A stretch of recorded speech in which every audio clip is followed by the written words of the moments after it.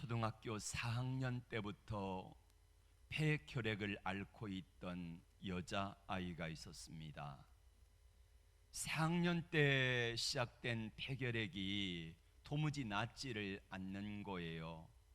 17년 동안 폐결핵을 앓았습니다. 그동안에 폐의 오른쪽 왼쪽이 있는데 왼쪽의 폐는 완전히 없어졌고 오른쪽 폐마저도 3분의 1 정도밖에 남지 않는 그런 삶을 살아가게 됩니다. 초등학교 때 이제 폐결핵은 전염병이라고 하잖아요. 전염되니까 학교를 가지를 못했습니다. 학교 가지 못하니까 친구들이 없지요. 그동안에 어머니가 바뀌었는데 새어머니가 5번이나 바뀌었어요. 그러는 동안에 새어머니가 좋은 분도 있었지만 대부분은 좋지 아니하는 새어머니를 만나가지고 구박을 당하면서 그러다 보니까 별채처럼 떨어진 곳에 혼자 늘 누워 있는 것이 이 아이의 일이었다고 합니다. 그러던 중에 예수님을 만나게 됩니다. 예수님을 만나고 나서 이분의 삶이 변화되어집니다. 그리고 그분은 이렇게 말합니다. 주님 행복해요. 주님 행복해요. 주의 사랑 받았으니 나는 행복해요 라는 고백을 하고 있습니다. 지금도 이분은 계단을 한 층을 올라가려면 한 10분 정도는 쉬었다가 올라가야 되고요. 이분의 별명이 뭐냐면은 마산결핵병원 이병동 쌕쌕이가 이분의 별명입니다. 가진 폐의 6분의 1밖에 못 가지고 있고요. 그러면서 살아가는데도 불구하고 나는 행복해요. 주님 만났으니 나는 행복해요. 감사해요 라고 하고 있습니다. 이분은 매일매일 천국의 삶을 살아가고 있다는 거지요. 우리가 살아가면서 많은 중요한 것들은 자물쇠로 잠겨져 있잖아요. 문이 굳게 닫혀 있습니다. 그냥 누구라도 다 가져가도 괜찮다라고 하는 거 생각하는 것 외에는요, 중요한 곳간에는 다 문이 잠겨져 있고 그리고 그 닫힌 문에 열쇠가 있어서 열쇠로 열어야만 들어가게 되잖아요. 특별히 천국의 문은 더 그렇습니다. 아무나 들어가는 게 아니고 그 중요한 문에 들어가는 열쇠를 오늘 우리에게 말씀하고 있습니다. 천국의 문을 여는 열쇠. 천국의 깊은 곳간에 들어가는 열쇠가 뭐라고 말합니까? 2가지를 이야기합니다. 하나는 감사하는 거고 다른 하나는 찬양하는 거다 이렇게 말합니다. 감사의 문으로 들어가서 감사할 때에 찬양의 기쁨이 우리의 심령 속에 흐르고요. 그럴 때에 하나님의 궁정에 들어가서 마음껏 하나님이 우리에게 예비하신 은혜와 축복을 누리게 된다는 것입니다. 그 천국의 곳간에 여호와의 궁정 안에는 기쁨도 있고 행복도 있고 감사도 있고 건강도 있고 물질과 만남과 모든 것들이 그 안에 다 있더라 이 말입니다. 사람들이 왜 감사하지 못할까요? 왜 감사하며 살아가지 못할까요? 이유는 그거 같아요. 감사할 게 있어야 감사하지요. 예, 맞아요. 감사할 게 있어야지 감사가 쉽게 나오잖아요. 그런데 감사할 조건이 되지 아니하면은 우리는 잘 감사가 나오지 않는 것은 저나 여러분이나 똑같이 마찬가지입니다. 누구에게나 감사의 조건이 있을 때는 감사해요, 감사해요 참 많이 하잖아요. 그런데 감사할 조건이 없어질 때에 감사하는 것은 쉽지가 않다는 것입니다. 말세의 특징을 디모데는 이렇게 말합니다. 말세의 특징이 뭡니까? 자기를 사랑하고 돈을 사랑하고 원통하고 부정하고 분내고 그러면서 우리가 감사하는 게 작아진다는 게 이게 말세의 특징입니다.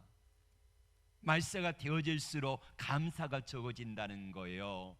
감사하지를 못합니다. 그런데 감사할 수 없는 상황 속에서 감사하는 분들이 성경에 가끔 나오잖아요. 대부분의 사람들이 감사할 수 없는 상황 속에서 감사했더라 이렇게 나오지 아니하고, 감사할 수 없는 상황 속에서도 감사했더라 하는 분들의 기록을 보세요. 어떠한가? 그들의 인생이 바뀌어지잖아요. 천국의 문이 활짝 열려지지요. 그리고 여호와 하나님의 궁장에 들어가서 마음껏 하나님의 은혜와 기쁨과 축복을 맛보며 사는 사람들로 바뀌어지는 줄로 믿습니다. 이렇게 바뀌어지더라는 거예요. 감사로 그 문에 들어가는 사람은 그분의 선하심과 그분의 인자하심과 그분의 신실하심을 맛보게 되면서, 맛보아 아니까 야 하나님 선하시다, 하나님 인자하시다, 하나님 신실하시다 그렇게 말하는 줄로 믿습니다. 이런 은혜들이 그런 사람들 속에 있다는 거예요. 우리 현대인들은 옛날 사람들에 비하면은, 우리가 절대적인 평가를 하면은 우리는 엄청나게 잘 살고 있습니다. 상대적으로 평가해도 우리는 엄청나게 잘 살고 있지 않습니까? 우리가 40년 전만 해도 참 못 살았습니다. 그런데 그때 비하면 우리는 엄청나게 잘 살고 있는데 비해서 우리의 행복 지수는 높아졌는지를 한번 되돌아 보십시오. 여러분, 그때 비해서 많이 행복하십니까? 여러분은 감사하며 살아가고 계십니까? 여러분의 삶 속에 감사가 얼마나 있습니까? 어떤 사람이 이런 말을 했습니다. 하루에 3번씩만 감사하면 우리 인생이 바뀌어진다 그래요. 하루 3번씩만. 그래서 제가 그 이야기를 듣고 아내에게 요즘에 늘 이렇게 말합니다. 여보, 감사해요. 그리고 미안해요. 이 말을 자주 하며 살아가고 있습니다. 감사합니다, 고맙습니다, 사랑합니다, 이 말을 하루 3번씩만 하면은 우리 인생이 달라진다고 그러는데요, 정말 그런 것 같아요. 감사할 때에 사단 마귀가 우리에게 틈타지 못한다는 사실을 우리는 알잖아요. 감사할 때에 어둠의 권세가 틈타지 못하고, 감사할 때에 우리의 심령 속에 어떤 것들도 하나님이 주시는 은혜와 사랑들을 막을 수 없는 줄로 믿습니다. 행복은 뭘로 통해서 들어오냐면요, 감사할 때에 행복이 들어와요. 그리고 뭘 통해 나가냐면요, 원망하고 불평할 때에 빠져나가 버립니다. 감사의 문으로 들어왔다가 원망과 불평의 문으로 나가버리는데, 여러분 한번 생각해 보십시오. 오늘 하루를 살아가면서 나는 감사의 문을 더 많이 열고 감사를 더 많이 했습니까? 아니면은 원망과 불평을 더 많이 했습니까? 받아들이는 거는 작은데 쏟아버리는 것 더 많으면은 인생 마이너스잖아요. 본 것은 적은데 쓰는 것은 더 많으면은 마이너스 인생인 것처럼, 하나님 앞에서 우리가 감사의 문으로 행복이 들어오는데, 들어온 행복보다 더 많은 것을 원망과 불평의 문으로 쏟아버리니까 우리 인생은 늘 원망과 불평 속에 살아가는, 행복이 모자라고 은혜가 모자라고 기쁨이 모자라고 그렇게 모자라는 삶을 살아가고 있지는 아니한지 우리 자신들을 한번 되돌아보기를 원합니다. 셰익스피어는 이렇게 말합니다. 감사할 줄 모르는 사람은 뱀의 독사의 이빨에 물린 사람과 같다라고 말합니다. 감사를 모르는 사람에게 행복이 없다는 거예요. 감사를 모르는 사람에게는 하나님의 은혜가 머물 공간이 없다는 것입니다. 그러므로 우리가 이 땅에 살아가면서 어떻게 감사하며 살아갈 것인가, 이거는 우리가 좀 연구를 하면서 하루를 어떻게 감사하며 살아가지, 어떻게 우리가 감사를 만들며 살아가지, 이것을 좀 생각하며 살아야 된다는 것입니다. 오늘 본문에 보면은 감사함으로 천국의 문에 들어간대요. 감사함으로 들어갈 때에 원망과 불평이 사라진다는 것입니다. 원망과 불평은 사탄이 내 삶을 집어삼키도록 빗장을 열어준 것과 같다고 합니다. 사단이 와가지고 내 인생의 소중한 것들을 도둑질해 가는데 가만히 보고만 있는 것이 이와 같다는 거예요. 천국 문을 여는 열쇠, 감사함으로 그 문에 들어간다. 그리고 두 번째로 천국 문을 여는 열쇠는 찬송이라는 겁니다. 찬송함으로 그 궁정에 들어간다라고 해요. 여러분, 우리가 이건 너무 잘 알고 있는 말씀이잖아요. 감사함으로 그 문에 들어가고 찬송함으로 그 궁정에 들어가서 그거를 누린다는 거예요. 기독교는 찬양의 종교라고 말하지요. 하나님을 찬양하는 겁니다. 그래서 하나님 앞에 갔을 때에 계시록에 보면은 천국 간 성도들의 모습 속에 나타난 게 찬양하는 광경입니다.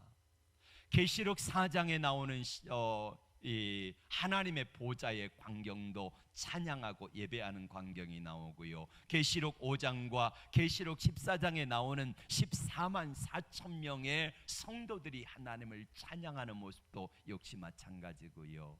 그러니까 하나님 앞에 가면은 찬양하는 게 주가 된다는 거예요. 여러분, 천국 체질이라는 말을 아십니까? 천국 체질. 천국도 아무나 가는 게 아니라는 거지요. 천국의 체질이 돼야 된다는 겁니다. 그러니까 천국 가면 하나님께 예배드리고 찬송드리고 하는 게 주인데, 이 체질이 되지 아니하면은 아무리 천국에 가져다 놓아도 그 사람의 천국의 기쁨과 은혜를 누리지를 못한다는 거지요. 감사함으로 그 문에 들어가고 찬송함으로 그 궁정에 들어가서 하나님의 궁정 안에서 모든 것들을 마음껏 누린다라고 오늘 말씀을 하고 있습니다. 왜 감사하고 찬양해야 할까요? 오늘 3절에는 이렇게 말합니다. 그는 우리를 지으신 자시요 우리는 그의 것이니. 하나님을 찬양하는 게 마땅하다는 것입니다. 또 시편 30편 33편 1절에 보면은 이렇게 말씀합니다. 너희 의인들아 여호와를 즐거워할지어다. 찬송은 우리의 마땅한 바니라 라고 말합니다. 구원받은 백성들의 마땅한 바가 뭐예요? 찬송하는 거라는 말이에요. 하나님을 찬양하는 것이 성도들이 마땅히 해야 될 일이라는 것입니다. 세상 사람들은 하나님을 찬양할 수가 없어서 노래방으로 갑니다. 노래방에 가서 무슨 노래를 부르지요? 허무한 찬양, 슬픈 찬양, 이런 노래들을 많이 하잖아요. 그래서 노래방에 가가지고 행복했다 이러지 않아요. 물론 세상 사람들 세상 노래 부르면서 즐겁게 놀기도 하지만은 그것이 그들의 인생을 치유해 주지는 못한다는 거지요. 하지만 우리 예수 믿는 사람들은 하나님 앞에 나와 찬양할 때에 그의 영혼이 회복되는 것을 느끼잖아요. 찬양할 때 귀신이 물러갑니다. 보세요, 다윗이 사울 임금이 귀신 들려가지고 귀신에 휘말릴 때에 다윗이 수금을 타며 노래합니다. 그때에 사울에게 들렸던 귀신이 떠나가요. 잠잠해져요. 이런 역사가 나타나요. 사도행전 16장에 보면 바울과 실라가 빌립보의 감옥에 갇힙니다. 찬양하고 기도할 때에 옥문이 열려지는 역사가 나타나지요. 묶였던 것들이 풀어집니다. 회복의 역사가 나타나요. 이게 찬양의 능력이라는 것입니다. 찬양할 때에 감옥문이 열립니다. 찬양할 때에 귀신이 떠나갑니다. 찬양할 때 묶였던 것들이 풀어집니다. 찬양할 때에 회복의 역사가 나타납니다. 이게 찬양의 능력인 것입니다. 우리도 찬송하면 내가 가는 길에 앞길이 열려지고요, 나를 묶고 있던 사단의 권세가 풀어지는 줄로 믿습니다. 베토벤이 32살에, 잘 나가던 베토벤이 32살에 유서를 썼습니다. 자살하려고요. 그러던 차에 베토벤이 하나님을 만나게 됩니다. 베토벤은 너무나 유명한 사람이었잖아요. 그가 작곡한 심포니 오케스트라를 보면 한 곡이 보통 1시간씩이에요. 그런데 그 한 곡을 연주하고 하는데 엄청나게 많은 돈을 받습니다. 물질이 들어오고 명예가 생기고 또한 많은 것들이 풍성해질 때에 그의 삶 속에 공허함이 찾아왔습니다. 그래서 그는 자살하려고 유서를 써놨는데 그때 주님이 그를 만나 주셨어요. 그리고 나서 그가 주님을 만나고 나서 변화되고 나서 그가 지은 바로 교향곡이 베토벤 심포니 오케스트라 넘버 9번입니다. 9번째 교향곡이 바로 주님 만나고 났을 때에 그가 변화되고 나서 그가 작사 작곡했던 곡이 바로 우리가 불렀던 찬송가 64장의 찬양이에요. 아까 처음에 불렀던 찬양이잖아요. 기뻐하며 경배하세 영광의 주 하나님, 주 앞에서 우리 마음 피어나는 꽃 같아 죄와 슬픔 사라지고 웃음 구름 걷지니 변함없는 기쁨의 주 밝은 빛을 주시네. 이 찬양입니다. 베토벤이 작사 작곡한 노래예요. 주님 만나고 나니까 그가 자살하려고 했던 그가 이 찬양을 작사 작곡하면서 하나님께 나가는데 제가 찾아서 한번 들어보았습니다. 1시간이 좀 넘게 걸려요. 베토벤 교향곡 9번 1악장, 2악장, 3악장, 4악장에 나오는데 앞에서부터 주님을 찬양하는 게 계속해서 나오다가 4악장에 가면은 비로소 여기 이 찬양이 나와. 기뻐하며 경배하세 영광의 주 하나님. 이 찬양을 부르는데 그냥 기뻐하며 경배하세 이게 아니에요. 여러분 오케스트라를 한번 들어보세요. 제가 이제 밴드에 올려놓을 테니까 들어보면은요, 이 찬양을 부르는데 모든 악기들이 총동원해가지고 기뻐하며 경배하세 이 찬양을 부르는데요, 얼마나 은혜가 되는지 몰라요. 그러니까 자살하려고 했던 사람이 주님을 만나고 나니까 그의 영혼과 그의 삶 속에 하나님의 은혜가 가득하니까 찬양의 능력이 가득하게 되어지니까 그렇게 기뻐하며 경배하며 힘있게 찬양하는 사람으로 바뀌어지더라 이것입니다. 찬송은 하나님께 영광을 돌리는 성도들의 가장 좋은 방법 맞지요? 그래서 성도들이 마땅히 하나님을 찬양해야 되는 이유가 거기 있는 것입니다. 찬양해야 돼요. 하나님을 마음껏 찬양할 수 있기를 바랍니다. 하나님을 찬양할 때에 찬양을 하고 찬양을 들을 때에 내 영혼이 맑아지고요, 내 영혼이 하나님과 더 가까이 가게 되어지는 놀라운 역사들이 나타나게 되어지는 것입니다. 죽음을 눈앞에 두었던 그 결핵소녀 있지 않습니까?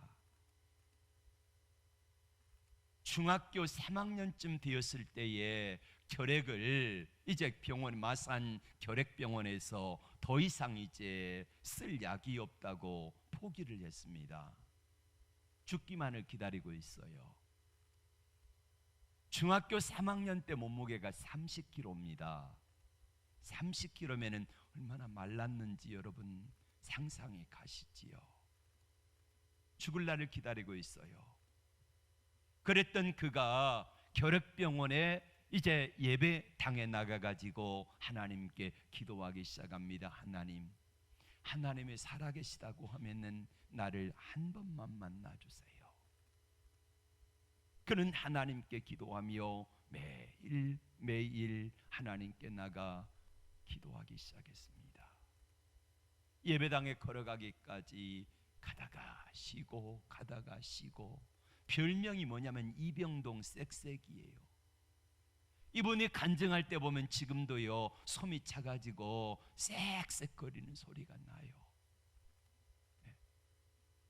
죽을 날만을 기다리다가 하나님 앞에 기도하는 가운데 하나님이 그를 만나 주십니다. 하나님이 만나 주실 때에 어떻게 만나 주시냐면요, 말씀을 통해서 그에게 다가오세요. 말씀을 읽는 가운데 하나님이 이렇게 물으신 것 같대요. 내가 보는 거로 믿느냐? 보지 않고 믿는 자가 복되다. 도마에게 하신 말씀이지요. 부활하신 주님이 나타나가지고 도마가 나는 보지 않고는, 내가 주님의 십자가에 못 박힌 바로 그 손과 옆구리의 창자국에 내 손가락을 넣어서 만져보지 않고는 내가 믿지 못하겠노라고 했던 바로 그 도마의 이야기를 하면서 주님이 물으시는 거요, 너는 보지 않고 보는 거로 믿느냐? 보여줘야만 믿겠느냐? 보지 않고 믿는 자가 복되도다 라고 하시면서 하나님이 말씀을 주시는데, 그 말씀 앞에서 그는 하나님이 내게 함께 하신다는 사실을 깨닫습니다. 그리고 그 다음날 아침에 새벽에 꿈을 꾸는데 하나님께서 자기에게 파란 십자가를 보여주시는데, 그 십자가가 내 가슴에 와서 안기는 꿈을 꿉니다. 그리고 그는 확신합니다. 하나님이 나를 만지시고 계시는구나.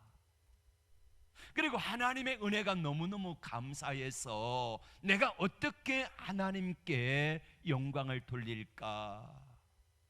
폐가 6분의 1밖에 남아있지 않는 이 아이가 어떻게 하나님을 영화롭게 할까? 그래서 자기보다 더 힘들고 어려운 중환자실을 찾아가가지고 산소를 마시고 있는, 호흡기를 끼고 있는 그 환자들에게 산소를 조절해주고 어디 불편한지 없는지 물어봐주고, 그리고 피를 토하면은 피를 토하는 사람들을 닦아주고 수발해주고, 이 일을 했다고 그래요.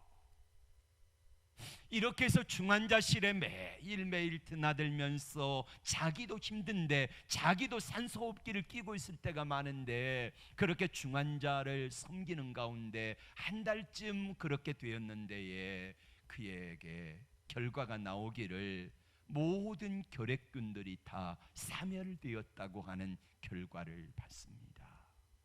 이제는 폐는 망가진 부분이 회복되지 않았지만은 결핵이, 활동하던 결핵들이 다 없어졌다는 진단을 받고 뛸 듯이 기뻐합니다. 그리고 내가 하나님을 어떻게 하면 기쁘시게 할까라고 생각하다가 하나님 앞에 찬양을 했으면 좋겠다. 그런데 이게 찬양을 안 시켜주는 거예요.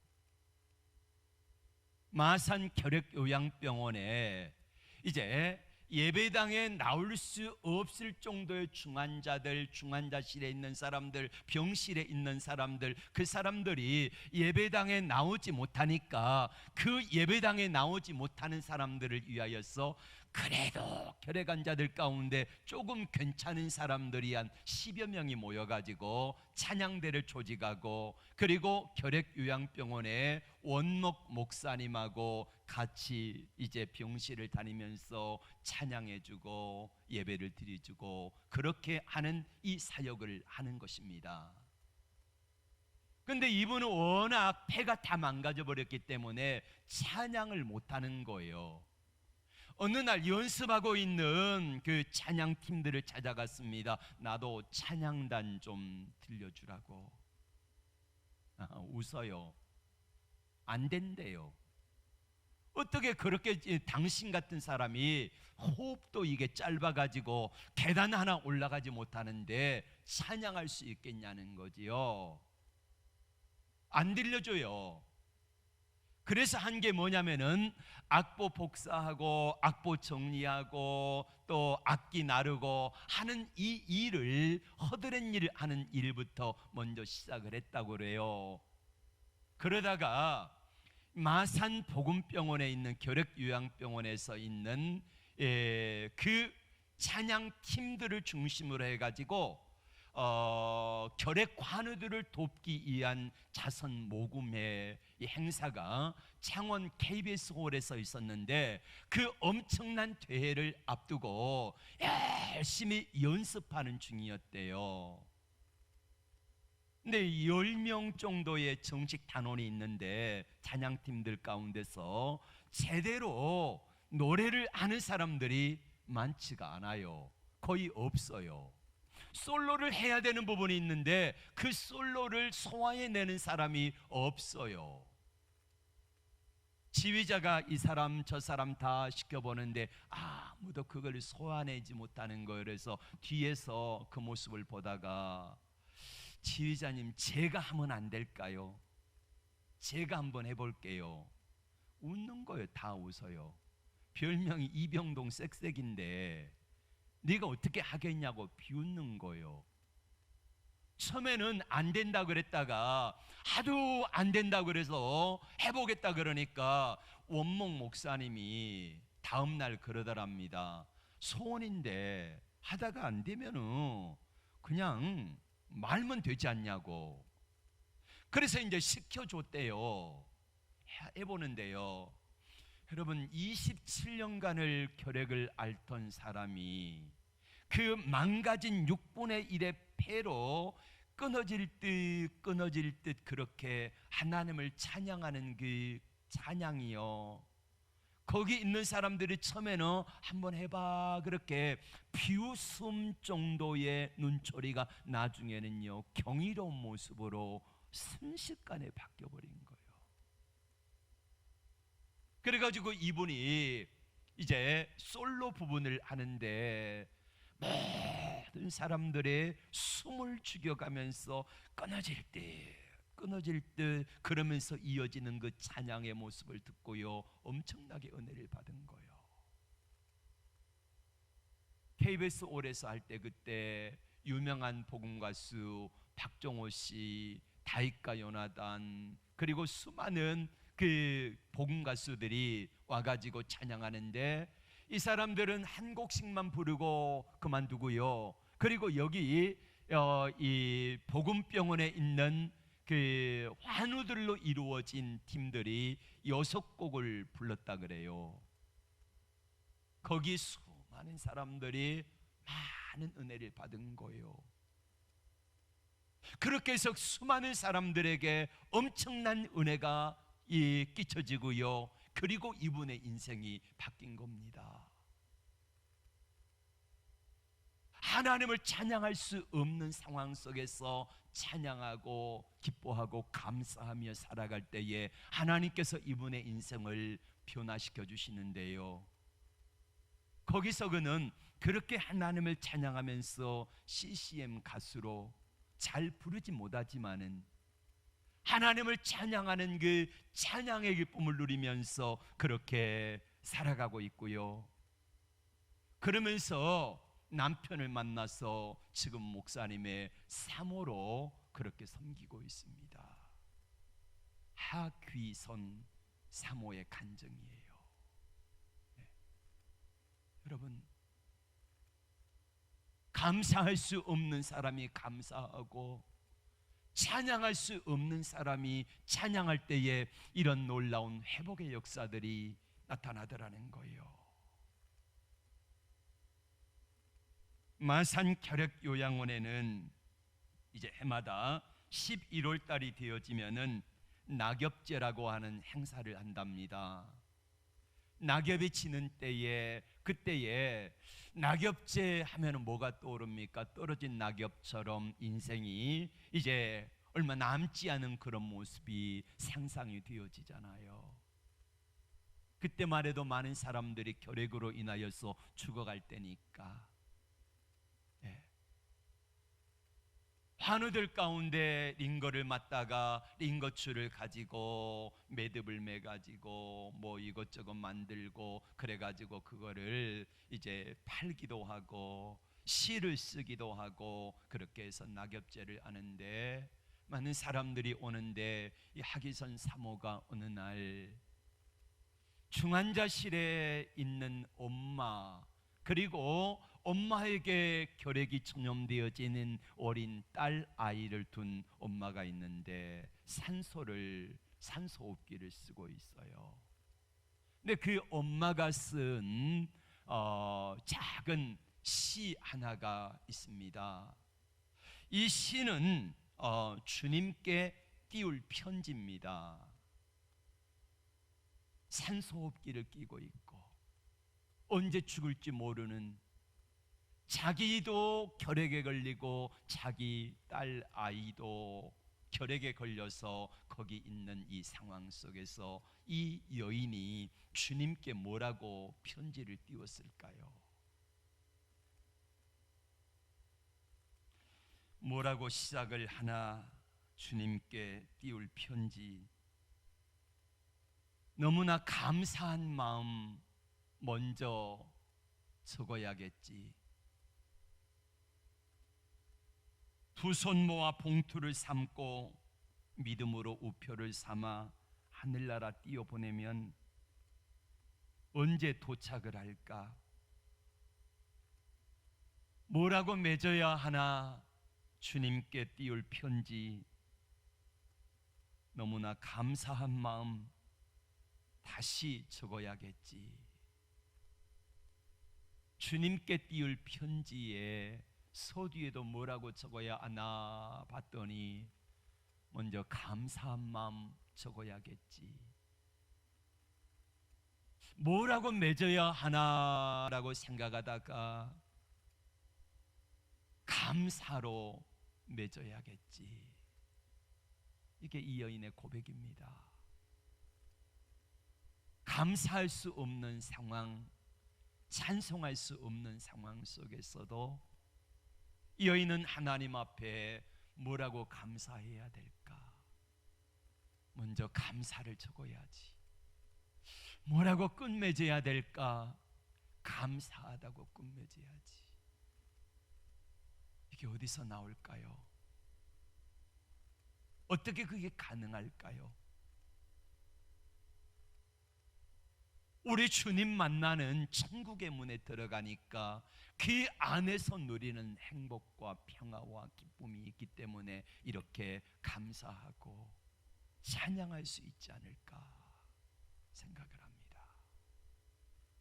여러분, 천국 문을 여는 첫 번째 문이 바로 뭐냐면은 감사입니다. 감사.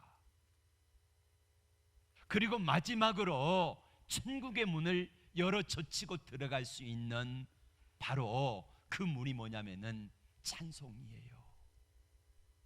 우리가 모르지 않습니다. 저도 알고 여러분들도 알고 감사하고 찬양해야 되는 거 모르는 사람 우리 가운데 아무도 없습니다. 그런데 감사할 수 있는 환경이 아니거든요. 찬송할 수 있는 환경이 아니거든요. 그래서 감사가 나오지 않고 찬송이 흘러나오지 않습니다. 나도 감사하고 싶어요. 나도 찬양하고 싶어요. 나도 그렇게 살아가고 싶어요. 근데 감사가 나오지 않고 찬송이 나오지 않고 내 입술에 원망과 불평이 나오는 것은 우리 모두가 다 함께 겪는 그런 어려운 문제잖아요. 감사해야 된다는 건 너무나 잘 알고 있어요. 찬송하며 살아갈 때 기적이 일어난다는 거 너무 잘 알고 있어요. 다윗이 그랬던 것처럼 기도하고 찬송할 때에, 감사할 때에 귀신이 떠나가는 것도 알고 있고, 바울과 실라가 감옥에 갇혔을 때에 하나님께 기도하고 찬송할 때에 닫혔던 문이 열려지고 묶였던 착고가 풀어지는 것처럼 내 인생을 묶고 있는 모든 것들이 열려지고 풀어지고 회복된다는 사실을 우리는 너무나 잘 알고 있어요. 그런데도 불구하고 왜 우리는 못할까요? 어떻게 해야 될까요? 주기철 목사님을 우리는 위대한 믿음의 사람으로 알고 있습니다. 주기철 목사님은 우리가 그 영화에서 보았던 것처럼 감옥에 7년여 동안 갇혀 있을 때에 온갖 회유를 당하고, 그러면서 신사참배만 하면 풀어주겠다고 하는 이런 많은 그 회유에도 불구하고 끝까지 감옥에서 순교하잖아요. 주기철 목사님의 일대기 영화에 보면은 일본 경찰들이 나무 판자에다가 송판에다가 못을 박아가지고 그 위를 맨발로 걷게 하는 장면이 있잖아요. 실제 이야기입니다. 그걸 걸어요. 여러분, 이게 어떻게 가능할까요? 주기철 목사님은 위대한 믿음의 사람이라서 그랬을까요? 아니요. 그의 세 번째 아들 삼남이 지금 인천 주안 장로교회 주승중 목사의 아버지입니다. 주기철 목사님의 세 번째 아들이 그 주승중 목사의 아버지인데, 그 아버지가 아들에게 그러더랍니다. 자기 아버지 주기철 목사에 대해서 이야기하기를, 우리 아버지도 너와 똑같은 연약한 인간이었다. 똑같은 인간성을 지녔다는 거지요. 주 목사님이 7년여 정도의 기간을 감옥에 갇혔는데, 갇혔다 풀어줬다 했는데, 어느 날 이제 일본 경찰들이 풀어줬어요. 집에서 가족들이 밥을 먹고 있는데, 자녀들이 함께 식탁에서 밥을 먹고 있고 아버지와 아이들이 밥을 먹고 있는데, 그때 밖에서 어이 주목사 부르더랍니다. 일본 경찰이 잡으러 온 거예요. 그때 식사하던 아버지의 숟가락이 덜덜덜 떨리더래요. 밥을 먹다가 숟가락을 들고 있던 손이 덜덜덜 떨리다가 그 숟가락을 놓고요, 어머니에게 달려가더랍니다. 어머니에게 달려가서 그렇게 울면서 말하더래요. 어머니, 저는 견딜 힘이 없습니다. 포기하고 싶어요. 한 번쯤 신사참배하겠다고 하고, 그리고는 나도 가족들과 함께 어머니 모시고 행복한 삶을 살고 싶다는 거죠. 너무나 인간적인 모습이에요. 그 믿음의 사람 주기철 목사님도 우리와 똑같은 인간성을 지녔어요. 어머니 모시고 아내와 자녀들과 함께 행복하게 밥 한 끼 먹을 수 있는 그런 삶을 살아가고 싶다는 게 주기철 목사의 소원이라는 말이에요.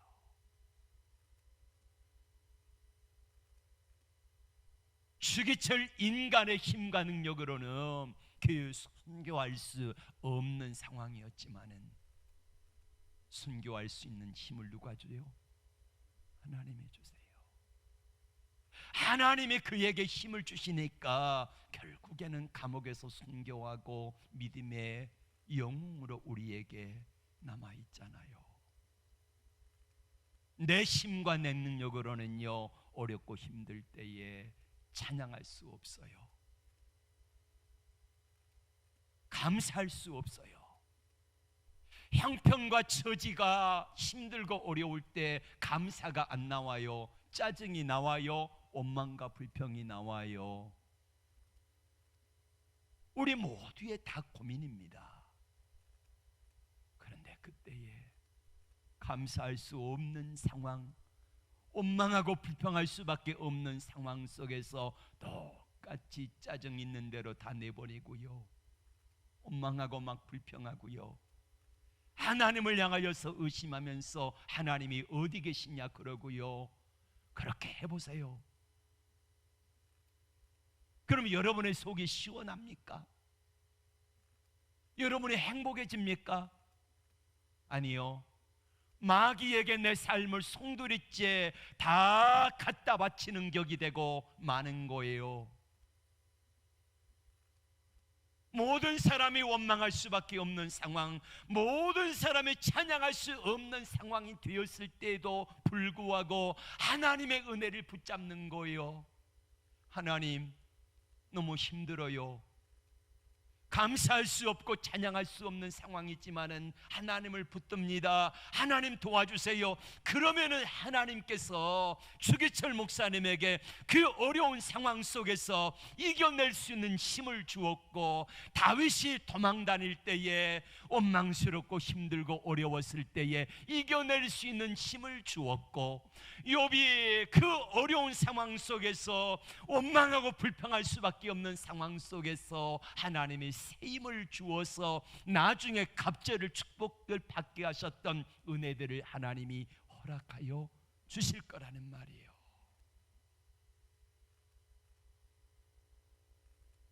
한겨울에 날씨가 막 15도 이상 내려가니까 물들이 꽁꽁 얼어가지고 나오지 않습니다. 얼어 터지기도 해요. 그렇게 오래 방치되면 어떡합니까? 나중에 풀릴 때까지 물이 한 방울도 나오지 않잖아요. 얼마나 불편합니까? 우리 신앙의 삶도 마찬가지입니다. 우리 인생에 너무 추위가 오고 강력한 한파가 밀려와서 우리 하나님과 나와의 관계 속에서 흘러야 될 은혜의 강물이, 은혜 물줄기가 얼어버릴 때가 있다는 거예요. 얼어버리면 어떡합니까? 단 한 방울의 은혜도, 단 한 방울의 은혜도 체험하지 못하면 그 영혼 점점 말라가지고요 죽고 마는 겁니다. 터져버리고 마는 거예요. 그때 여러분 얼지 않게 하려면 어떻게 해야 됩니까? 간단합니다. 한 방울이라도 계속해서 흐를 수 있도록 똑똑똑 떨어질 수 있도록이라도 그렇게 물을 틀어놓으라는 거예요. 완전히 잠가버리면 얼어 터지는 것처럼 하나님과 나 사이에 흐르는 은혜도 마찬가지라는 말이에요. 완전히 얼어가지고 터져버리지 않도록, 완전히 얼어가지고 막히지 않도록 한 방울씩이라도 틀어놓기만 하면 하나님의 은혜가 계속해서 공급하니까 그 사람은 사는 줄로 믿습니다. 회복되는 줄로 믿습니다. 하나님께서 살리는 줄로 믿습니다. 이 은혜가 있다는 말이에요. 감사할 수 없어요. 찬양이 잘 안 돼요. 그런데도 불구하고 하나님과 나 사이에 얼어버리지 않도록 완전히 얼어가지고 막히는 일이 없도록 하기 위해서 쉴 새 없이 잘 안 되지만은요 하나님 앞에 기도하고 찬양하고 말씀을 읽고 그렇게 하면서 하나님과 관계가 계속해서 흐르게 하라는 거예요. 그렇게 흐를 때에 언젠가 하나님의 은혜가 쏟아져 부어질 때는요 우리의 인생이 차고 넘치는 은혜와 기쁨과 감격이 흘러 넘치게 되어질 것을 믿습니다. 천국 문은 여는 열쇠, 감사와 찬양입니다. 여러분, 우리 인생의 내 힘과 내 능력으로는 잘 안 되지만은 그래서 하나님의 은혜를 구하면서 하나님 앞에 기도하고 찬양했더니, 하나님을 만났더니, 베토벤에게 하나님이 자살하려고 유서 쏘는 32살짜리 청년에게 하나님의 은혜가 부어지니까 우리가 그토록 힘있게 부르는 찬송가를 작사 작곡하고 우리에게 얼마나 많은 은혜를 줍니까? 초등학교 4학년 때 결핵을 만나서 17년 동안이나 앓았던 연약한 한 아이가 주님 만나고 그 은혜에 감사해서 내가 뭘 할까 하다가 하나님의 은혜를 찬양하게 되었을 때에 그 하나님의 은혜가 그의 심령 속에 부어지니까 지금은 그 연약한 분이요 많은 사람들을 살리는 놀라운 일들을 하고 있어요. 여러분들에게도 하나님의 은혜 주시면은 찬양할 수 없는 상황 속에 찬양하게 하시고 감사할 수 없는 상황 속에 감사하게 하시는 그 은혜를 하나님이 부어주시기를 주의 이름으로 축복합니다. 기도합니다.